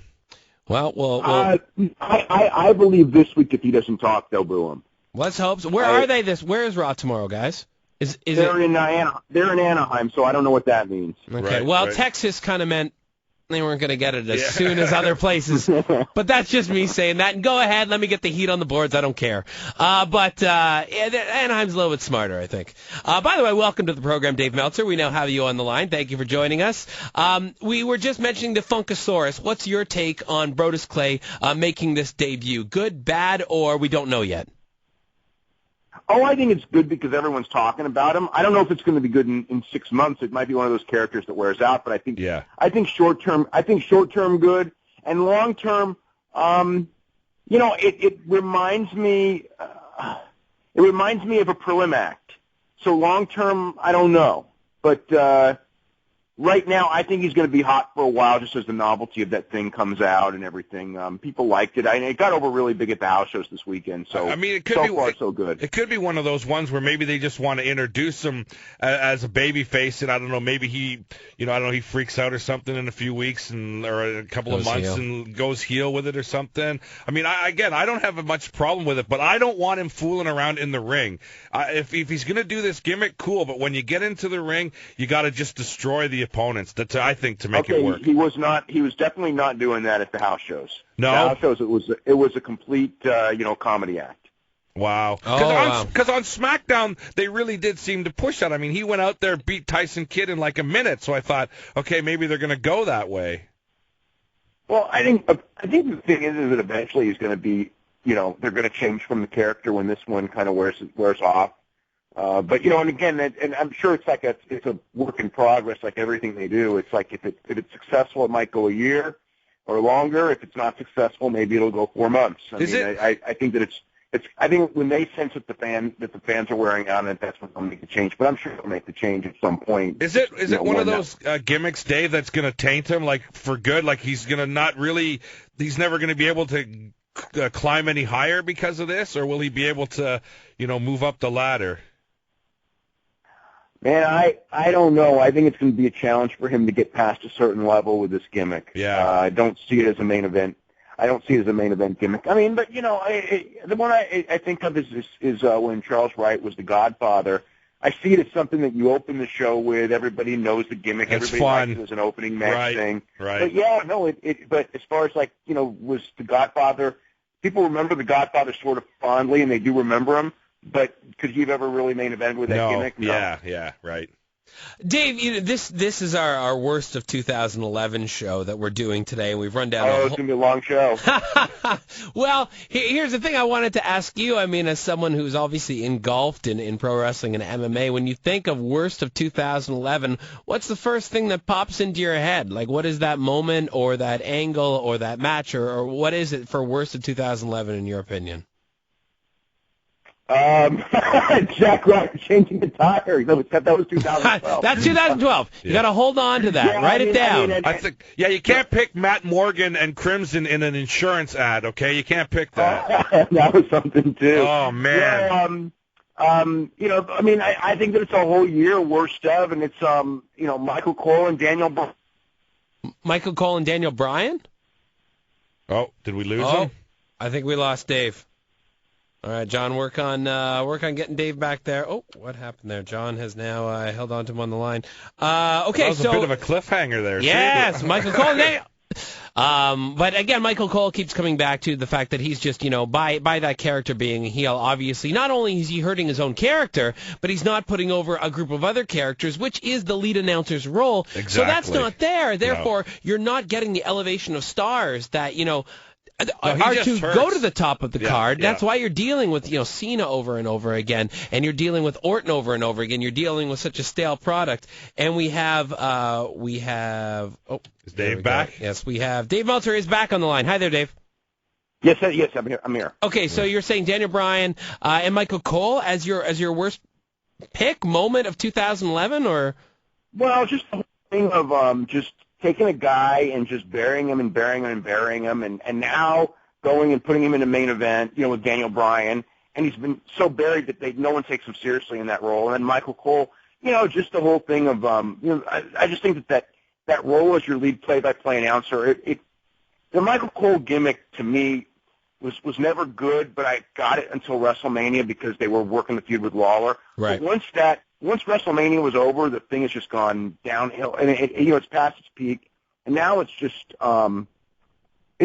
annoying. It's annoying, and if there's no upside, and the ratings haven't gone up from it, and guys aren't getting over, Yeah, because this is of it, and you've got to figure, and you got your best announcer sitting at home. The whole thing is just perplexing. Yeah, it definitely is. We've mentioned that a bunch of times on the program as well. Okay, let's flip over to the real world now. UFC 142 was last night. It was one of those shows that people might have skipped because it didn't have the big name performers on it. It was an awesome show, though. But it was an absolutely incredible show. But once again, much like the previous week's Strike Force, we had some very questionable refereeing that was taking place here in regards to the DQ finish.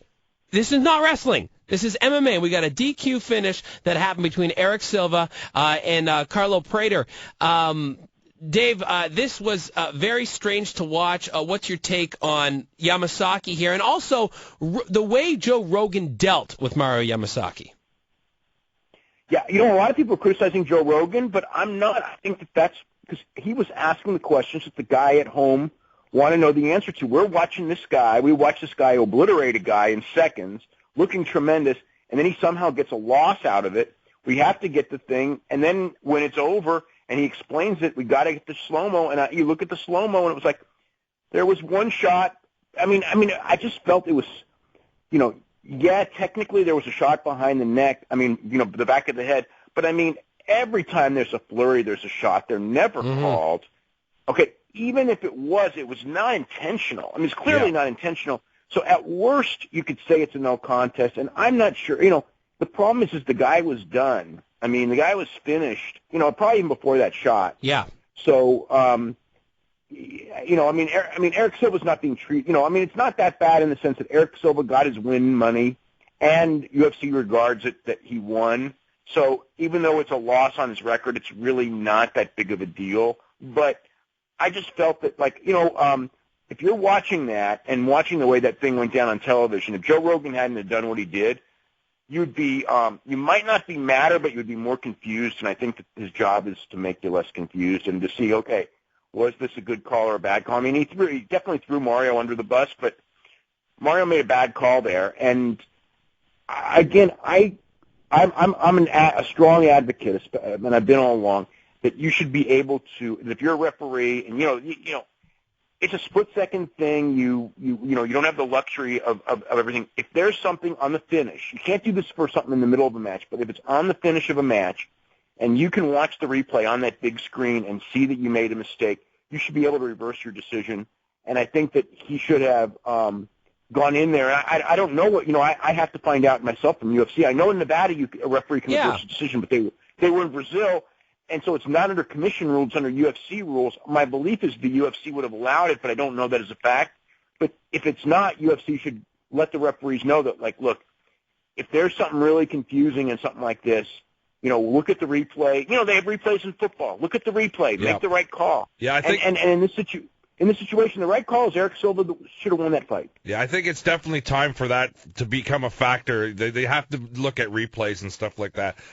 Dave, well, the other big thing about the show last night, I mean, as Jay mentioned, not a show that maybe a lot of people were buying because, the main event was the featherweight title, maybe not really is over. Jose Aldo maybe not is over. But, man, after that performance, and particularly when he ran into the crowd and was mobbed by the Brazilians, I mean, I don't know if it was his idea to do this or if it was spur of the moment, but I thought, what a great way of making the guy look like a superstar. Yeah, I thought he came up like a superstar. I thought that Veer Belfort did, and I thought Rousimar Palhares did. I thought it was a great show. For the people who saw it, I don't think a lot of people saw it. In the United States, it was head-to-head with a football game that everybody was, I'm sure, did monster numbers, and it was a week marquee show. I came out of it with, like, great show, and not just the refereeing there, but in the Belfort Anthony Johnson match, I had never seen the stand-ups. I was getting so mad. Yep. It's like how do you? Stand-ups have been really bad the last several weeks on different shows. They're so inconsistent. I've seen people stood up when the guy is working for a submission. I've seen people stood up when the other guy's pounding on him. I've seen people go forever with no stand-up when nothing's happening. And in this one, it was like that guy, Dan Miragliotta was doing nothing but standing him up. I mean, it was like, and you had a very quick booing crowd, and maybe that should, maybe that's what influenced him. But to me, the referee should be pretending that they don't hear the crowd. And I know it's impossible to say that, but I just felt that, like, Johnson would get him down, and then they would just stand him up, and it's like, at least make him earn his stand-up. Make him get up himself. Dave, you got it. This to me was actually suspicious in regards to all of what happened to Anthony Johnson coming in overweight, and obviously, when you come in overweight, you didn't follow the rules. Do you deserve the fight? Belfort's pressured into taking the fight just because you have to, because you don't want to drop that fight. Now, Johnson's advantage in this fight was going to be on the ground, and it's funny because it's every time Johnson went to the ground, he was immediately stood up. Miragliotta, to me, actually looks suspicious in standing them up, and by doing so, giving Vitor the advantage because he's going to win the fight with stand-up. Not only that, but it wasn't even just stand-up. It was when they were in a clinch. I've never seen a clinch broken so quick. That's true. It felt to me watching it, and again, as a fan watching it, I felt that Dan Miragliotta was doing everything to make it a boxing match. Which favors Vitor. Which favors Vitor, absolutely, yeah. And it looked that way. And I know, hey, look, I got plenty of emails from people who are going, Dana did blah, blah, blah. And I know Dana didn't do that. They don't do that. But if you're a fan, does it look suspicious? Absolutely. Based on everything that went down during the week, of course, it absolutely does. Oh, you're mad at this guy because he, and we had another issue. The whole weight thing is quite the issue there. Because, think about this. Okay, it's like, okay, you got two guys, and again, this goes for everyone on the show practically. But, think about this. Why are we watching all of these guys drop 20 pounds and then rehydrate 20 pounds? Well, they should all be like one weight class up, and they would be healthier, and they wouldn't get – because Johnson, the reason that Johnson lost that fight, I'm not saying he would have won it otherwise, but he lost that fight because he gassed out right away. Yep. He gassed out right away because, he went down, 20-plus pounds.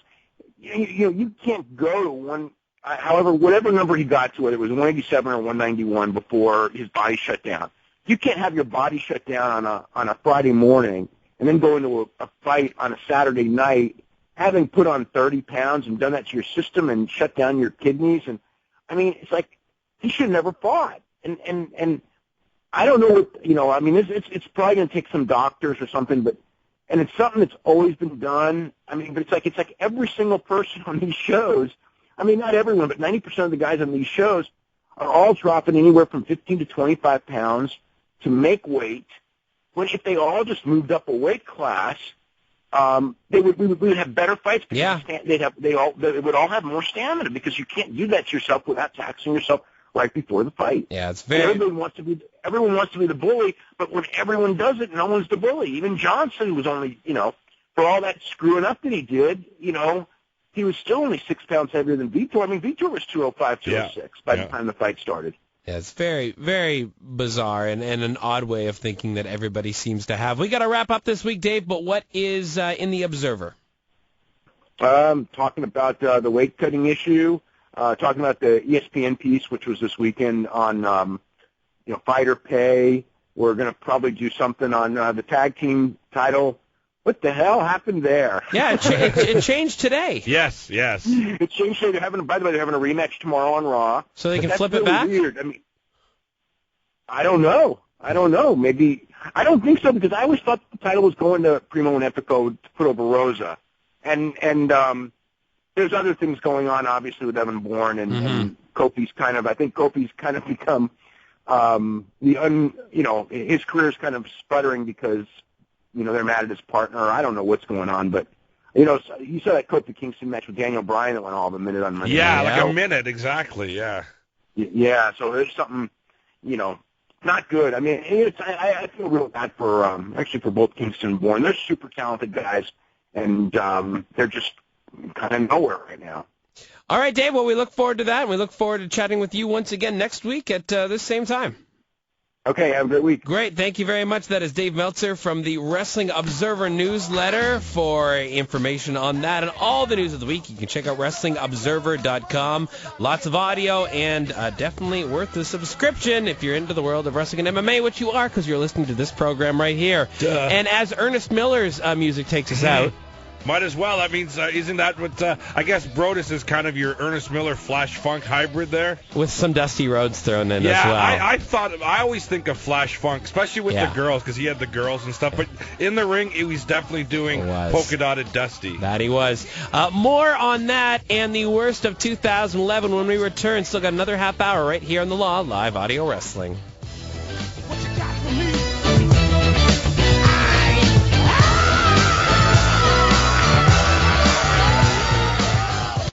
You're listening to Live Audio Wrestling with Hulk Hogan, the new world order of wrestling, brother.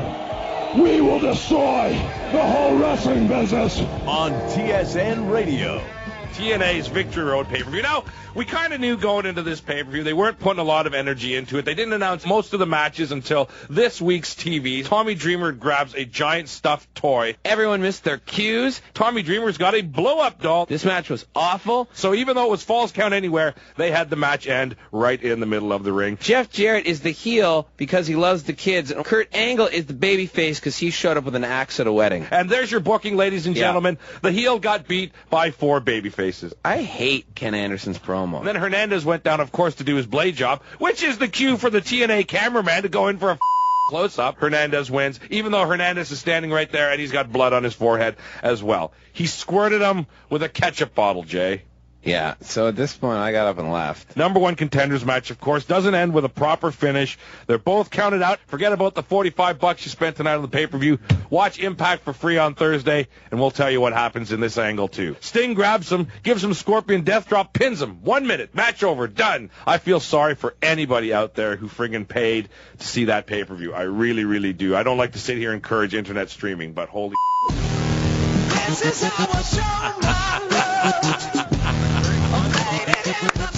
how John Pollock put that baby together. What an awesome montage. That's when we... My favorite recap of 2011 was that one. Wow, that's funny. What pay-per-view TNA was? That was Victory Road. Victory Road, which, okay, Victory Road. I picked his worst pay-per-view. There's the evidence right there. Yeah, that was when we were allowed to be a little bit more liberal with the language on this program before we found ourselves right here on TSN Radio. The sad part, though, is listening to that is how much of that is still going on in TNA. Oh, nothing's changed. Like that it's like a year later. Oh, it's unbelievable. All the same stuff still going on. All right, then let's get down to it. Get back to the phone calls. It's the Law Live Audio Wrestling right here on TSN Radio, and we're taking your phone calls on the worst of 2011. John? Before we do that, let's just do these ticket giveaways first. We have two 4-packs to give away for next weekend's Power Slam Wrestling show. It's happening Sunday at 2 p.m. In Whitby, Ontario at 104 Consumers Drive, which is the Class Act Dinner Theater, and it's going to feature RJ City, Psycho Mike Rollins, and a lot of Ontario talent. So Gildar is what you... Gildar is going to be on this show. Gildar from Splat-A-Lot. It's a fine show. Look it up. Yes. Just simply tweet us at Law Radio and tell us, I want to go to Power Slam Wrestling, and the first 2 people, the 4-pack of tickets will be yours. A whole afternoon of wrestling, and then you can come home and listen to us. That's right. What time was it? 2 p.m. 2 p.m. If you go to their website and click through to Facebook, it is 2 p.m. 2 p.m. All righty. Now, where should we go to on the phones? We will go to line number 2, and Steve is in Bradford. Steve from Bradford, welcome to the program. Hey, guys. I was just going to run down a few points that you didn't mention. All righty. Despite the fact that he had 1 match this year, I thought Hulk Hogan was a horrible non-wrestling performer this year. It's just all the backstage vignettes they had with Eric Bischoff. Yeah, you're right. And Eric was doing pretty good, but Hogan was just dragging everybody down in that. So well, Eric is a good performer. It's just if he's writing. just left to perform as opposed to actually being behind something and writing, Yeah, for the gimmick, it was Winter because she didn't really have a gimmick. First she was a vampire, and then a zombie, and she's all over the place. You can't really put your finger on her. Typical of TNA. Yep. Yeah, for the pay-per-view, it was over the limit just because of how bad the main event was. What was that? It was Mel's worst match of the year. It was the handicap match, basically, with Alex Riley and The Miz. Oh, the I Quit match. Yeah, the I Quit match. I hated that match. Hated it. It's amazing, though. You know, we talk about all these things, and so much blurs together. It does. I don't remember it. Jay, of course it does. So much. Of course it does, because when we were young, we grew up in the era. There was an hour of TV on Saturday. There was a pay-per-view 4 times a year. Yeah. Like you remembered stuff. Absolutely. There was, and they built things better too. I mean, now we got 10 hours of TV every week, a pay-per-view almost every weekend. Like it's just oversaturation is going to cause that to happen. John, next up. Let's go to line number 3, and Ken is in Scarborough. Hello there, Ken. Welcome to the program. Hello, gentlemen. This is going to be real hard to do without swearing, but here you go. You can do it. Okay, first theme, the worst theme song of the year. Sin Cara Negro. I mean... Oh, yeah, they just modified the other Sin Cara theme. It was pretty lame. Yeah, that whole feud. It was fitting for the feud, though, don't you think? I mean, did you ever hear Humpback Whales in labor? That was pretty much it. I don't know what you watch, but okay, continue on. And the biggest trapdoor for me this year had to have been the Bound for Glory series, and believe it or not, it actually gave me emotional vested interest in TNA for the first time in my life. 5 months, and then they built up Bobby Roode so well, and then Bound for Glory, it was the biggest trapdoor in all my years of watching professional wrestling, and that's when I gave TNA the giant GFI, and I was done with TNA. I've never watched it since. Okay. Very appropriate. I don't know. I guess if it had that much effect on you, I didn't think it was. I mean, it was pretty terrible, but I don't know if it was the biggest ever in the world of wrestling. All right, John, next up. Let's go to line number 4, and Sal is in Brampton. Hi there, Sal. Hi, guys. How you doing? Good. So, worst of 2011. Hey, worst wrestler, I put Randy Orton. Why did you do that? Randy Orton's a pretty competent guy in the ring, despite the fact his character really hasn't evolved. I find him on the mic is kind of boring. Okay. Worst female wrestler is Kelly. Yeah. Unanimous. Worldwide. Good stuff. Worst announcer is Booker T. Yeah. So do you have any things that kind of differ from what we said? As opposed to just running down a list? We had worst pay-per-view, I put TLC. I mean, Hell in a Cell, sorry. All right. You have any, all right, next. Worst caller? Sal? Yeah, worst caller. Best heel of the year? My goodness. Okay, Jason actually, Agnew. you know, I think Jay gets best heel of the year. You know what I didn't bring up, and I've seen it a bunch of times on Facebook, and people are tweeting me about it, is the Karma situation. And I guess maybe Karma should have been my WTF moment of the year because I made such a big deal about it on the show. But it's kind of, in actuality for that, I think WWE had the right idea with Kia Stevens and with Karma, but it was her that... it wasn't. That's right. You can't blame them for dropping the ball. She dropped the ball. Or whatever, however you want to phrase it. Whatever cute innuendo. Don't know where the ball would have been or the other one. Whatever cute innuendo you want to use there. All right. Anyway. She should be coming back soon. I would, like February, March. She left in May. She's got to drop the baby first. Okay. Baby's got... you might want to have some mother-child time as well there. Let's not rush her back. Let's just leave her out there. Yeah, they'd probably if she came back now, they'd probably just put her with Brodus Clay. Awesome mom. Awesome mom. Thank you. Alrighty. You need the rim shot sound effect for that. Let's do one more phone call, and then we're going to take a break, come back with Tight About Trivia. John? Let's go to Ted in Philadelphia. Hi there, Ted. Welcome to the program, and your echoey phone is fantastic. What's on your mind? Good. I just wanted the worst of the year had to be the million heel turns as Anderson, and it seems like they're doing the same thing with Abyss now. Like, nobody cares. Yeah. Back and forth, back and forth. Well, you know what? At least they did not put Abyss back into Immortal on the last pay-per-view, which is something good to be said. Yeah, but that character is lost. I don't know what you do with him at this point. I mean, they've tried to revamp it several times. The hardcore wrestling is kind of out of sync with what it's like nowadays. So I don't know what you do. I mean, there's been some talk of taking off the mask. I don't know if that's really the way you want to go as well. Take off the mask. Kane puts his that's on. What I mean. Abyss takes his off. That's why I'm expecting TNA to do it, because Kane just came back, so I'm expecting them to take it off Abyss. Yeah, possibly. All right, so we're still talking the worst of 2011, but along with that, there's a voice that we actually haven't heard for a while, which has been nice. We are going to come back. You know what? I don't miss him at all. No, nor do I. Nor do Not I. at all. I have other things to fast forward through now as opposed to Andy, because I listed all the promos and stuff, and he just takes so long to get a simple point across. Yeah. Okay, 416-870-1050, 1-855-591-6876. You know those numbers. They're posted all over the place. If you would like to play Tight About Trivia, there is a theme in regards to the worst of. Call on in order to win Linda Hogan's book. Plus, a copy of the TLC pay-per-view, which I believe was Sal's worst of the year. There you go. Didn't he say that? Yeah. He made it thematic. He said Hell in the Cell. He said TLC, but he meant Hell in the Cell. Well, that's why he's the worst caller of the year. That's okay. Right. He doesn't even know his picks. He doesn't know what's going on. Next up, it's Tight About Trivia right here on the Law Live Out of Wrestling. Stay with us.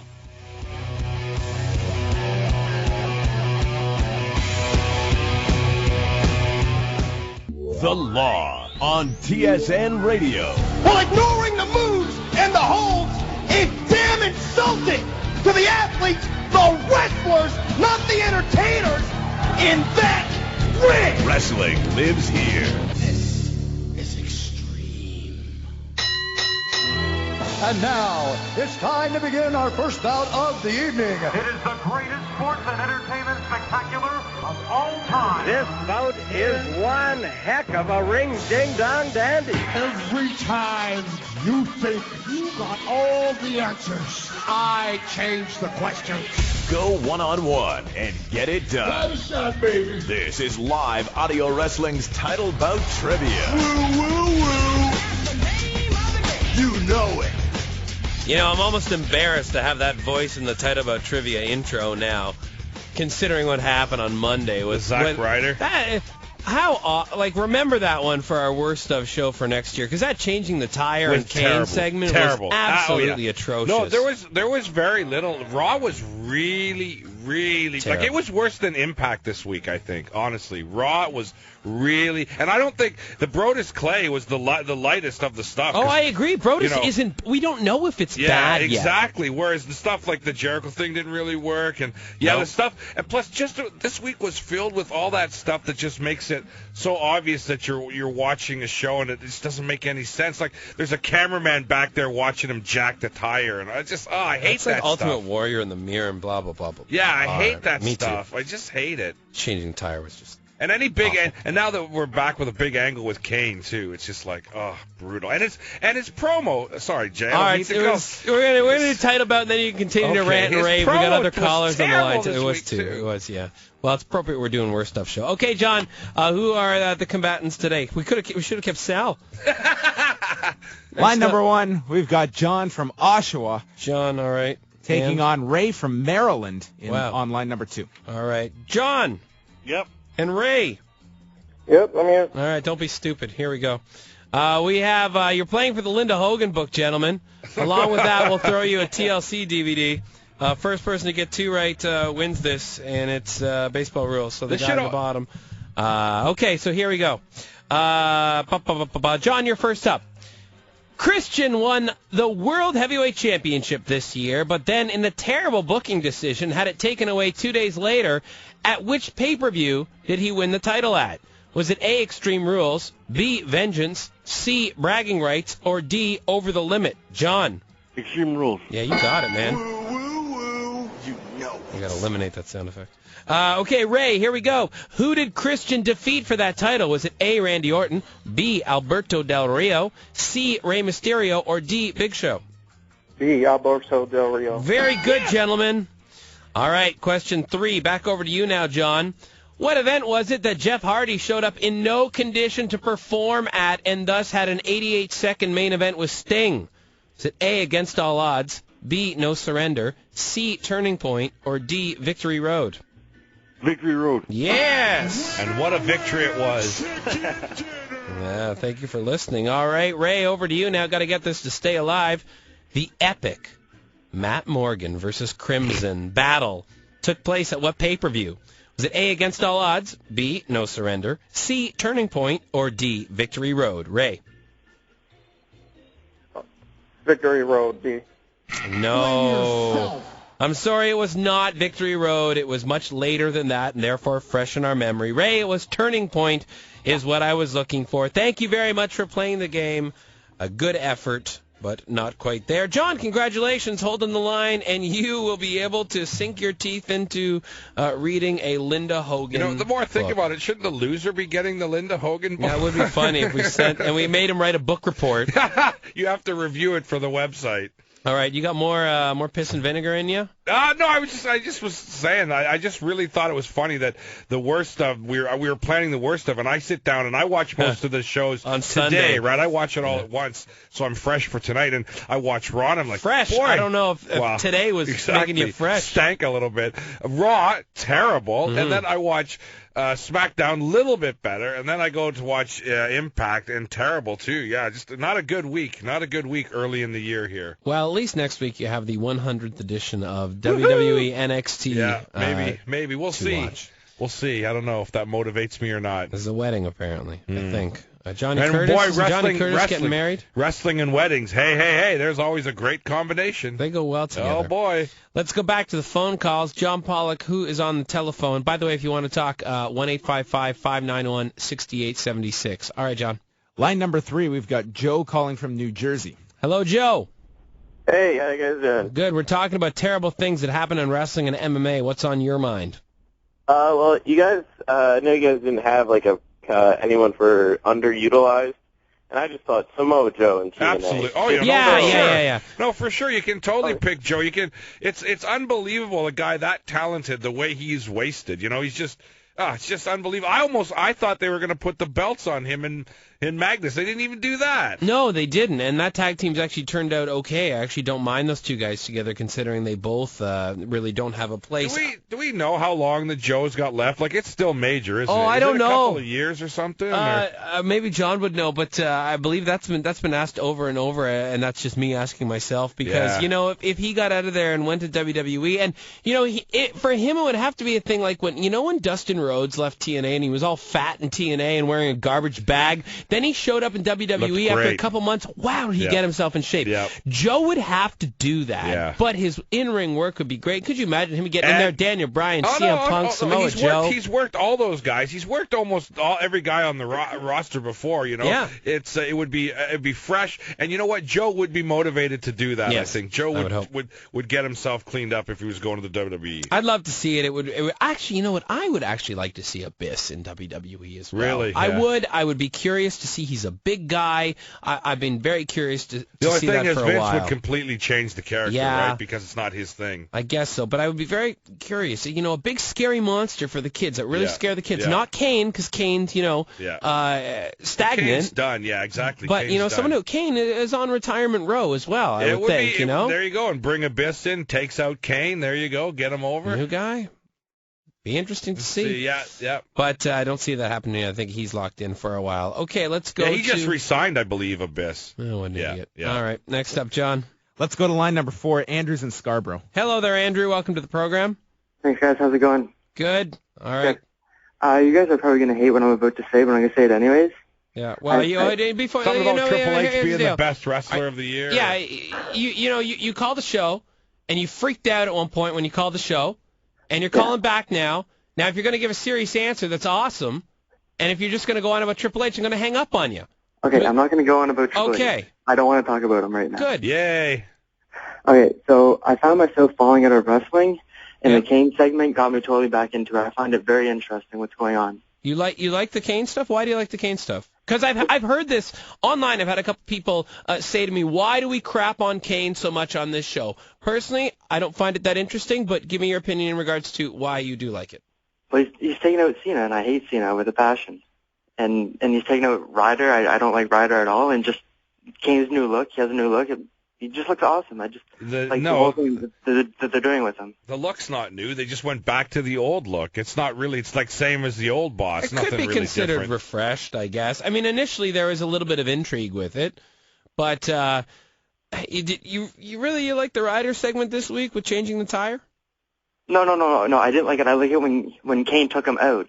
That's what I like. Yeah, I just don't like a lot of the angles with Kane because they involve really stretching the reality, even for professional wrestling, which is allowed to stretch it a bit. But when these angles with Kane, they always seem to carry, killing Paul Bearer. Like, they just seem to get completely ridiculous, even for wrestling.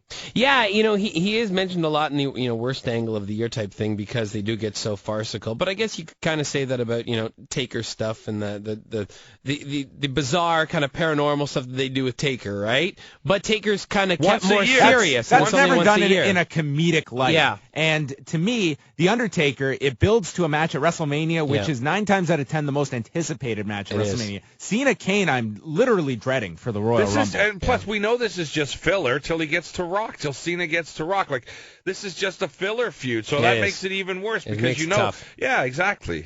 Okay, so next week here on this program, we just mentioned the Royal Rumble, and that's our plan. Next week is all about the Royal Rumble, predictions about it. Of course, it's all kinds, like who will be in the longest, who will throw out the most guys, who's going to win, who's going to start, who's how do you structure last. your pool? Exactly. Well, that's something that you will have to figure out. Well, we're going to do it again this year. Okay, yeah, we'll figure. Jay always has some weird, eccentric poll that we do when we watch the Rumble pay-per-view. And I've lost 2 years in a row. I've lost 2, so though. This poll needs to be revamped in some way. All right, well, we'll figure that out.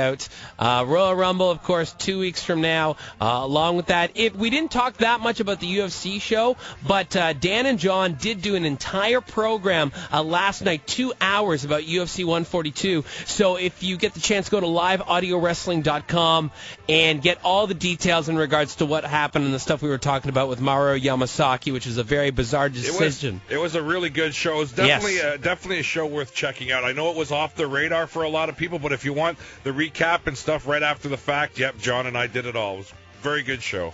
All righty, so there you go, guys. We're wrapping it up for this week. Back here, same time, same place next week, and it's going to be great, so don't you dare miss it. Brother!